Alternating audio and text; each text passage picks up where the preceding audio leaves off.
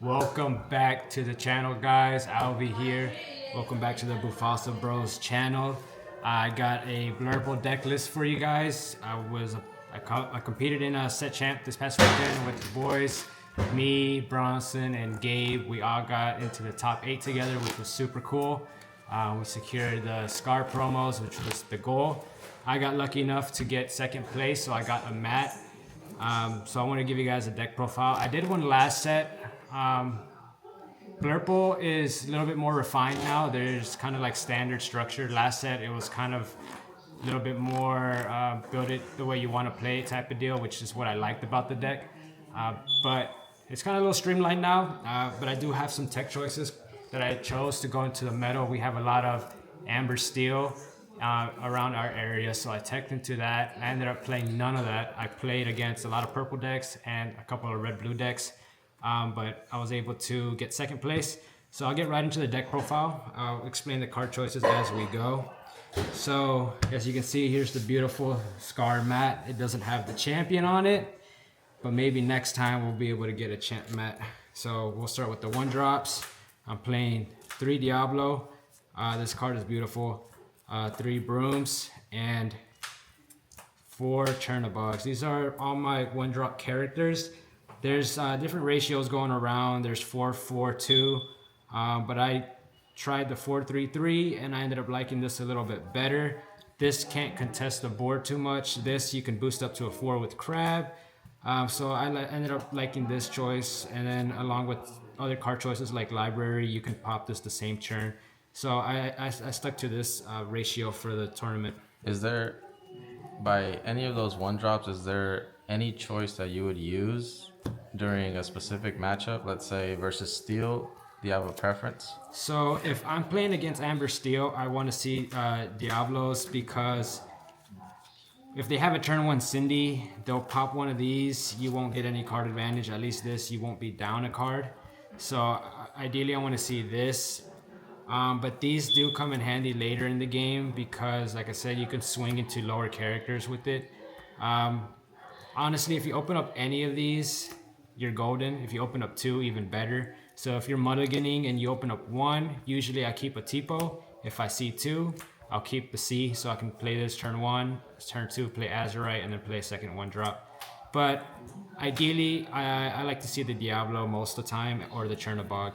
Both are good. This could contest the board a little bit more, and then this guarantees a draw.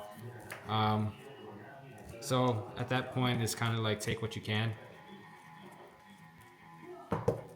And okay, so my last 1-drop is gonna be Befuddle, one of my tech choices for the meta. This allows me to kind of keep up with the tempo being on the draw. You can bounce something like a Cindy if you opened up a Chernobyl and you want to make sure you keep that on the board. They either have to play 3 to storm it, or you draw a card. This also is good to get rid of Calhoun, so you can start questing or even slow down your opponents. This came in handy with a lot of the steel matchups. You know, since they, or red purple, purple steel, since they play on a curve, this really slows them down enough where you can maintain your board.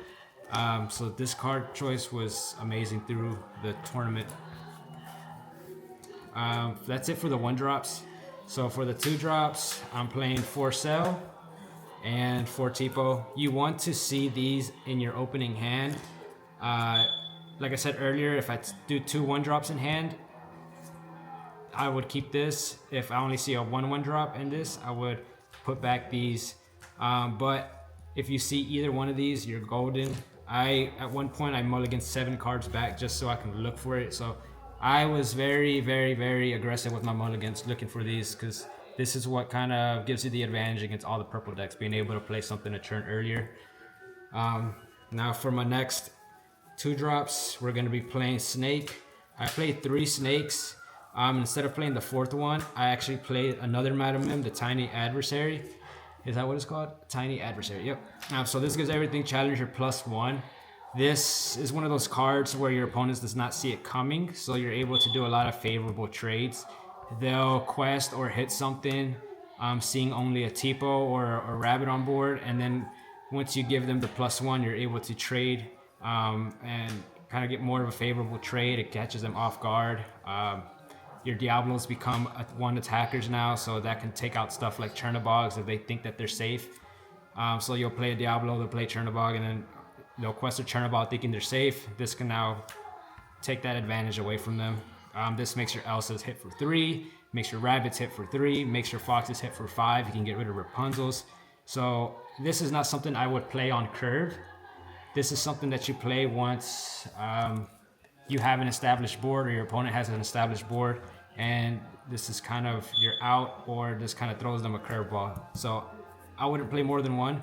This came very handy when I saw it, and when you don't want to see it, you just ink it. It's inkable, so it did no harm. Yeah, good choice there. Super, super good against my steel matchups. I played the 4 crabs. I would not play less than 4 in this kind of deck. You're always challenging. You're always looking for favorable trades. So the more crabs you have, the better. Bouncing it is super powerful. Amazing, amazing card. Next 4 of is the Fox. Both of these kind of help you keep pace with Diggy or Amber Steel. Fox is always great for body for at 3 costs. Is insane. I wouldn't ever drop these down. This is kind of a needed, necessary part of the deck. So for the other 3s, I'm playing 3 friends. Playing 4 was kind of slow, and I dropped it. I didn't miss it, so I just kept it at this number. This deck draws a lot because you have genies, you have rabbits, you have library. So I didn't need the 4th copy. So I'll probably keep it at 3 for now. It worked really well. Now for my 4 drops, I'm playing 2 McDuck Manors along with the library. Looking back in hindsight, I would play library at 2 and keep this at 2. An extra location against the red-blue would have helped a ton. This card's amazing. I'm playing the 4 goats. This is a staple. This ends games. It stops Flynn from hitting you in the red-purple matchups. If you can play this on 3. Bouncing this closes games.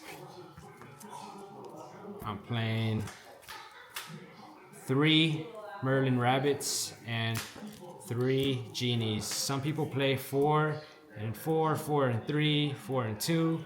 I thought the split 3-3 was more than enough. Sometimes against the faster matchups, you end up drawing too many of them and you have a good hand, but you have nothing to contest the board. So I decided to drop this down to 3. Initially I was playing 4-3 and 4-4, but I said, you know what, this deck draws enough. Let me just do 3-3, and it worked great. I didn't miss the 4th copies at all. And then another tech was the Madam Imp Elephant. I only played this once throughout the event. This was in here for Amber Steel. I didn't play any Amber Steel, but in one of my matches, I don't remember which, they had to trade 2 characters in to get rid of it, so it did its job. If I knew what I was playing beforehand, this would be a 2nd library, but I don't regret playing it. It's a cool card. For the 5 drops, staple Elsa. You need to play 4. This taps characters. This lets you do your trading. This is a shift target for the big Elsa. And since this deck only challenges, you want to see this as much as possible to get rid of any evasive threat like Diablos or Genies. Super, super strong card. 2 bells. Very good against the aggressive matchups, moves damage counters. If they don't play around it, they get punished hard. So super, super good card. I've considered playing just 1, but I feel like I would miss it, so I'm always gonna play at least 2. That's my minimum for me. And then the One Finders Keepers. This card was amazing. I wasn't a believer at first because I thought the deck drew enough, but sometimes if you have this, you can freely ink your hand with T-pose and sails and refill your hand up. Or if your opponent opens up slow and you have a steady board, you play this, there's no way they're catching up to you. So this card was great. I wish I played this sooner. Super, super good card. For my 7s, I play 3 Hades. I don't play 6 drops. If I did, it'd be a Cusco, just because McDuck Manors are everywhere now. But Hades at 3, super good. I used to play it at 2. But at 3, you can ink one with Tipo and not feel like you're digging for the one copy. So this is super good against sharks, super good against any threat you want to get off board. Being able to bounce it is crazy. This becomes a major target for any like big removal they have in hand. So you'll bait out B preps or Tremaines or just to get rid of it, or Medusas. So very powerful card. And then to end out the deck, the top end is the 2 Elsas. Shifting is powerful. Questing for 3 is powerful. At one point, I stalled an opponent out. He was at 18 lore. I played an Elsa, stopped him for a churn, and then I played a second one, and I was able to come back and quest out before he did. This card is crazy. So that's my whole deck. I'll get into the matchups and kind of explain how I was able to make it all the way to the semis. So let's put this up a little bit. So round 1, I played red purple. I was on the play. I don't remember. I know 2 games I was on the draw, and the last one in Swiss I was on the play. So I played red purple round 1. Round 2 I played red purple again, which I felt very comfortable with, because if you hit your ramp, you're dropping all your stuff, your 4 drops before they are. And then round 3 I played purple steel. So those are my Swiss rounds. It was 5 rounds total. Round 4 I ID'd with the homeboy Justin. He was on red purple. He had 3 wins also, so we both ID'd. And then the last round I ID'd with Bronson, who was able to pull out 4 wins, and he ID'd with me, so I didn't have to play Bronson. After that, we went to top 8, and my first round of top 8 I played against red blue, and I was terrified. I played against one of our friends, CJ, and I started on the play. He beat me on the play, so I did another game.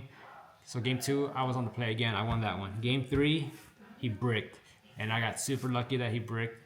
I honestly thought I was going to lose that match, because with Blurple, the matchup with red blue is a little bit better now, since they're kind of cutting out the dime. We don't have a removal for dime, so if they get a dime that sticks, it could end the game pretty quickly, since we're more of a kind of grind deck. After that matchup, I played against V, one of our friends, a great player. She was on Amethyst Steel, and I was on the play again because I was the higher seed. That one was 2-1. So it was 2-1 with CJ, 2-1 with V. And then in the finals, I played Luis. Great player. He was on red-blue. He was playing a non-traditional list. And so he had McDuck Manners. He had Goofies, which kind of threw me off guard. So I wasn't very familiar playing with the deck. And he was able to steal the win. Game 3 was insane. We have it all recorded, so we'll probably do some commentary over it. I got to 19 lore and was digging for a goat to close out the game, and he had a McDuck Manor, so if I didn't get the goat, he was going to win the next turn because of the location. So I couldn't find the goat and shook his hand. It was a great match. I was on the edge of my seat the whole time. So he's actually a player that went out to compete in Continentals. He won his pod, and he competed in the main event with best players out there. So I'm not even mad I lost to him. That was such a good match, and he ended up getting the champion match. So congratulations, Luis. It was a cool turnout. Shout out to Omega Gaming for hosting. We had 18 players, which was smaller than last time. Last time we were closer to 30.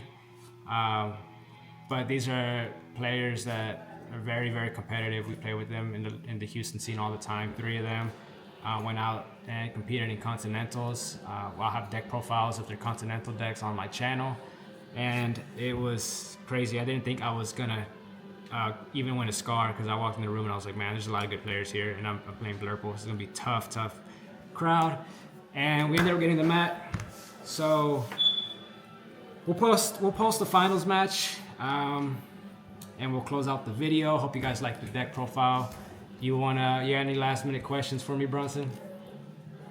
No. I think I covered everything, huh? Probably on your, what was it, quarterfinals? When you played V, were you a little nervous after she knocked out Bufasa, bro?